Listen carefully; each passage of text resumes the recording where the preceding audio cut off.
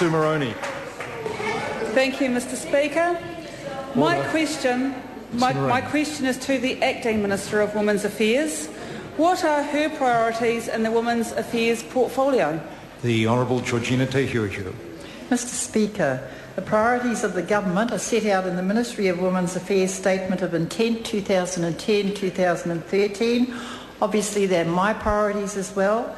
The three key priorities are, number one, women participating in leadership, number two, reducing the impact of violence against women, and number three, all women being fully engaged in the economy.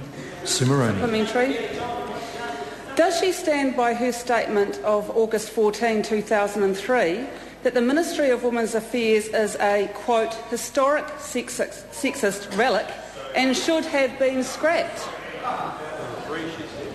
Well, the ministers aren't actually accountable as ministers for anything they might have said previously.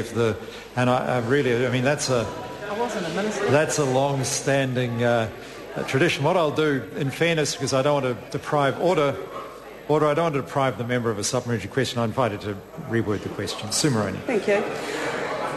Does she agree with National Party MP Georgina Tehuhu when she said in August 14, 2003, that the Ministry of Women's Affairs is a, quote, historic sexist relic and should have been scrapped? The Honourable Georgina Tehuhu. In all fairness, Mr. Speaker, I don't remember saying that. I don't. Well, point of order, Mr. Speaker. Point of order, the Honourable Trevor Mallard. Mr. Speaker, the member was not being asked whether she, Georgina Tehuhu, could remember. What she was being asked is whether she, as Minister, agreed with what was being quoted. Order. The Minister, I think, is at liberty to question the alleged quote, because with supplementary questions there is no validation process. Members are at liberty to ask about supposed quotations, but I think, order, it's not unreasonable that a minister might dispute it, but it's not the last day of Parliament sitting. There's always opportunity to pursue things further. Sue Moroney, point of order. Would it assist the House if I tabled the document Order. With the quote that I just used? Is the member seeking leave to table a document? Yes, I can seek What's the leave. document? The document is entitled "Sexist Relics Should Be Scrapped." But order. That is not the document. I'm asking the document is an article from the New Zealand Herald, dated the 14th of August 2003. We're not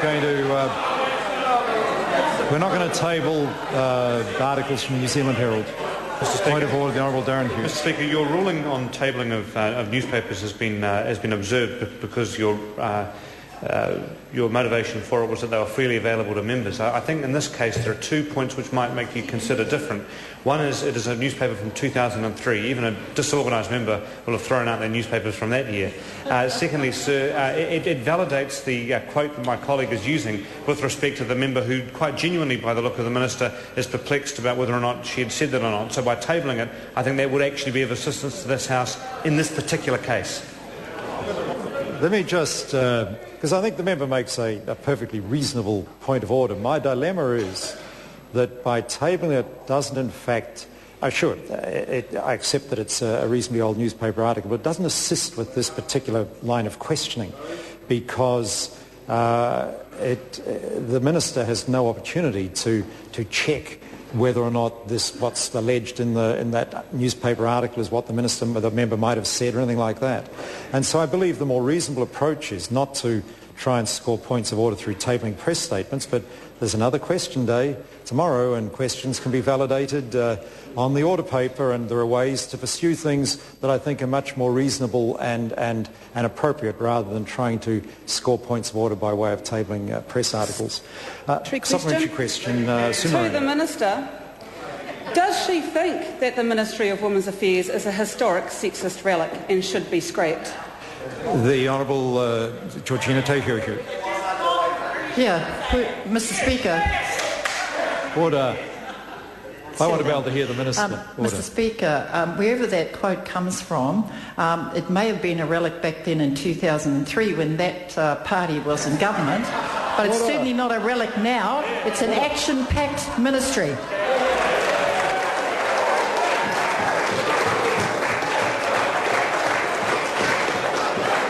Who's going to be the first government member to leave the chamber? Who's going to volunteer? It was obvious I was on my feet and all that injection was going on. Now, the opinion questions are allowed. The question was asked whether the minister agreed with a statement. And I think under the circumstances I've been pretty fair in how I've handled this question. But to answer the question like that, I don't think is that reasonable. The question was whether or not the member agreed with the statement. And whether the minister agrees with the statement. A minister is perfectly at liberty to answer, I think, a little closer to the question asked than that. And what I'll do under the circumstances, because I think there was a lot of transgression there. Government benches ignored the fact I was on my feet, and so I'm going to invite Sue Moroney to repeat her question. Sue Moroney. To the minister, does she Point of order, the Honourable Drew Brownlee. Speaker, with all due respect, when the minister answered that question, she said, words notwithstanding the statement and wherever it might have come from, that could have been the case back then, but it's not now. Now, that's not an unreasonable answer. That is actually an answer. Now, there might have been some extraneous matter there that she could be pulled up on, but essentially that question was answered.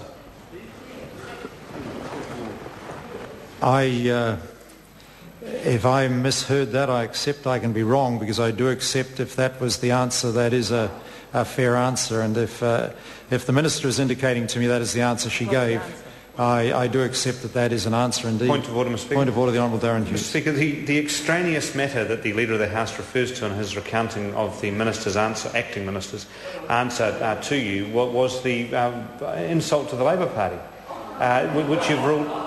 Order. Point of order is being heard, and it's reasonable. Which you've ruled that when the quote has been contested, my colleague has modified the quote to make it more acceptable to the minister, and rather than getting up and giving us her opinion or saying yes, I agree, no, I don't, she uses it as a launching pad to attack the opposition party, rather than making a defence of her comments or a rejection of them, whatever it might be.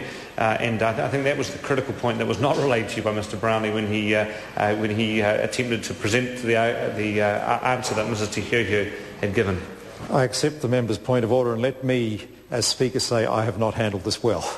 So let me take the blame for that and let things lie there. I suspect the member has further supplementary questions should you wish to take, and I'll be listening very carefully to question and answers, and I do apologise to the House. I don't believe I handled that situation as well as I should have, and I apologise for that. Sue Moroney, further supplementary question. Supplementary to the minister, the acting minister. Has she been told by the Prime Minister that she will only retain the portfolio until she succeeds in disbanding the ministry so that it becomes the latest casualty in the government's public service cuts?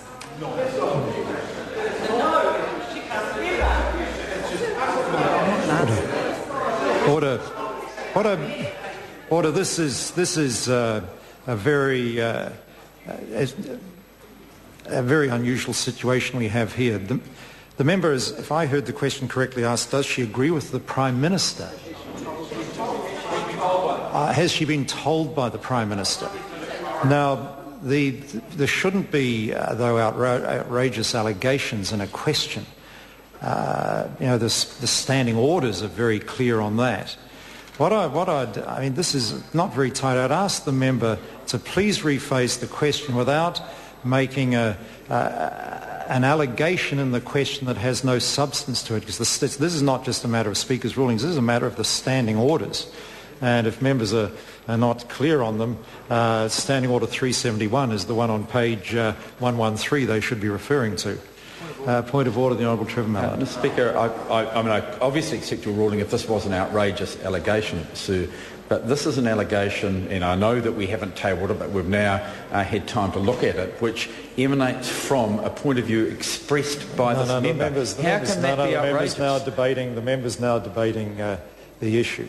And I just asked the member to repeat the question in a less provocative way. Sue Moroney. Has she been advised that she will only retain the portfolio until she succeeds in disbanding the ministry so that it becomes the latest casualty in the government's public service cuts? No. The Honourable Georgina Te Huihu. No. Question number 7.